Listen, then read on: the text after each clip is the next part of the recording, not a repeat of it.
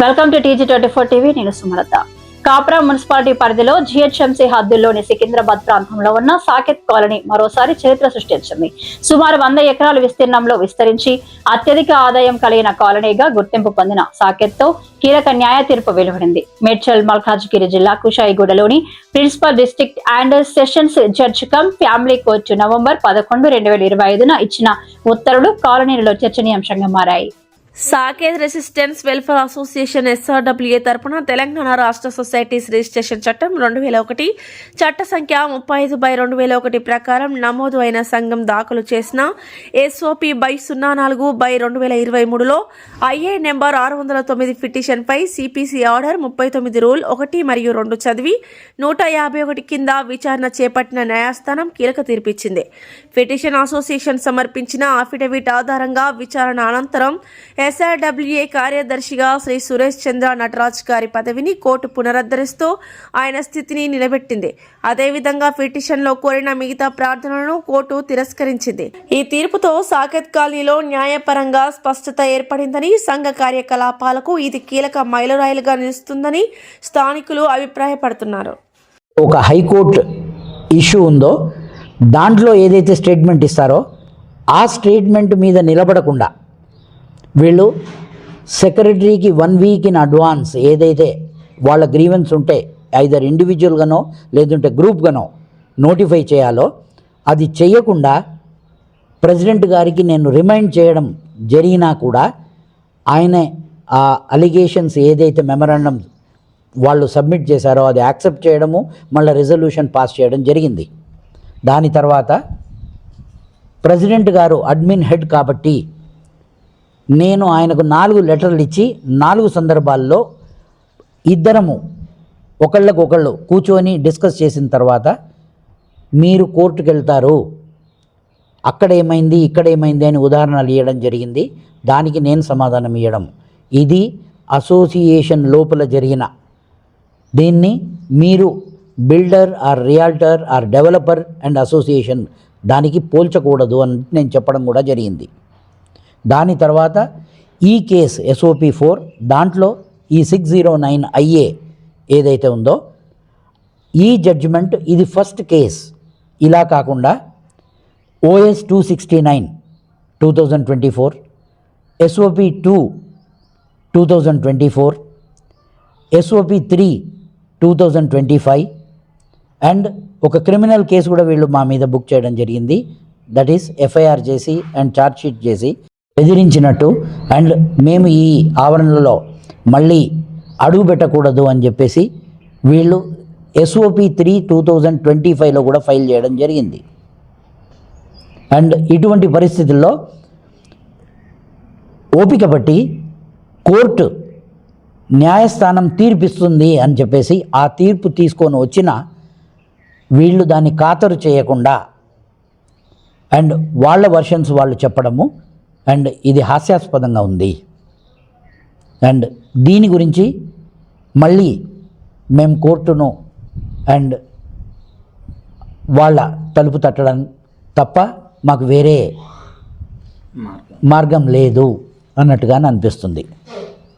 ఈ సందర్భంగా సాకేత్ కాలనీ బయట నుంచి అవుపడే ఆ పచ్చదనం కావచ్చు, ఆ పేరు కావచ్చు అండ్ ఎవరైతే వాళ్ళ ఆస్తులు ఇక్కడ వాళ్ళ పేర్ల మీద లేవో వాళ్ళు కొన్నేళ్లుగా రాజ్యం ఏలుతున్నది అది బట్టబయలైంది. అండ్ మంచి ఉద్దేశంతో 2000 సంవత్సరంలో ఆర్ అంతకుముందు ఓనర్స్ అందరూ కూడబలుక్కొని ఒక అసోసియేషన్ అన్నట్టుగా ఫామ్ అయ్యి ఒక 30 మంది 40 మంది దాని తర్వాత అసలు ఓనర్స్ను పక్కన పెట్టి ఎవరైతే తల్లిదండ్రులుగా వాళ్ళ బాధ్యత వాళ్ళు నిర్వహించారో, పిల్లలకు మంచి చదువులు చెప్పేసి మంచి పొజిషన్లో తీసుకుపోయారో వాళ్ళు ఇక్కడ ఆస్తులు కొనుక్కున్నారో సేఫ్గా ఉంటుంది సాకేత్లో అని చెప్పేసి ఇక్కడ ఆ పెద్దవాళ్ళు కూర్చొని రాజకీయాలు చేయడం అనేది ఒక దయనీయ పరిస్థితి సాకేత్కి ఏర్పడుతున్నది. వాళ్ళు చెయ్యలేరు, చెయ్యనియరు, అది వీళ్ళ మోటో.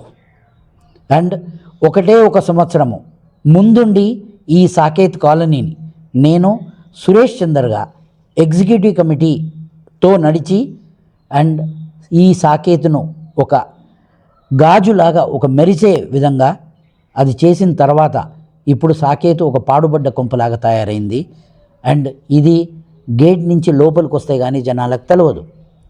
ఆ గేట్ కూడా సాకేత్ కాలనీ, మేము మున్సిపాలిటీలో ఉన్నాము, ఇది గేటెడ్ కమ్యూనిటీ కాదు అని జనాలకు మేము చెప్పే వరకు వాళ్ళకి తెలియదు. అండ్ ఈ పరిస్థితుల్లో పైసలు మురుగుతున్నాయి, పైసలు అడ్డదారులు తొక్కుతున్నాయి. అండ్ అడ్డంగా ఒక బోర్డ్ రెజల్యూషన్ అనేది తయారు చేసి ఇంకొక అకౌంట్ కూడా ఓపెన్ చేయడం జరిగింది.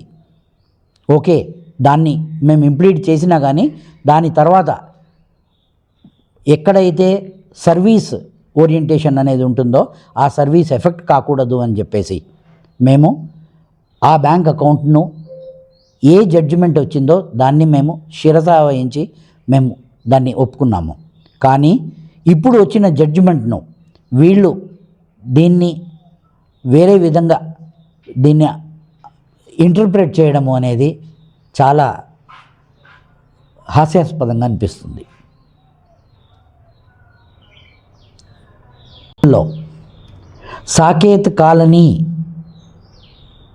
సాకేత్ కాలనీలో ఎవరైతే ఇన్వెస్ట్ చేశారో అండ్ ఆ ప్రాపర్టీ అప్రిషియేట్ కావాలని అండ్ సాకేత్ కాలనీ బాగుపడాలని అండ్ వీళ్ళ బుద్ధి మారాలి అని చెప్పేసి నేను కోరుకుంటున్నాను. Suresh Chander Natarajan, Saket Colony resident welfare association SRWA, దీనికి 2022-24 సంవత్సరంలో యునానిమస్గా సెక్రటరీగా ఎలక్ట్ అయిన వాడిని. మాకు కొన్ని విభేదాలని చెప్పేసి కొన్ని ఏర్పడ్డాయి. ఆ విభేదాలు ఏర్పడి అది కోర్టు వరకు పోవడం జరిగింది. కోర్టుకు పోయిన ఫస్ట్ కేస్ SOP 4 దాంట్లో IA 609 అండ్ ఇది అఫిడవిట్ ఫైల్ చేసింది SRWA వాళ్ళు. దానికి ఒక చారిత్రాత్మక తీర్పు అనేది అది ఇవ్వడం జరిగింది. PDJ court, Kushaiguda and Malkajgiri, Medchal Malkajgiri courts. ఆ ఆర్డర్ తీసుకొని ఇవాళ మేము ఆఫీస్కి రావడం జరిగింది.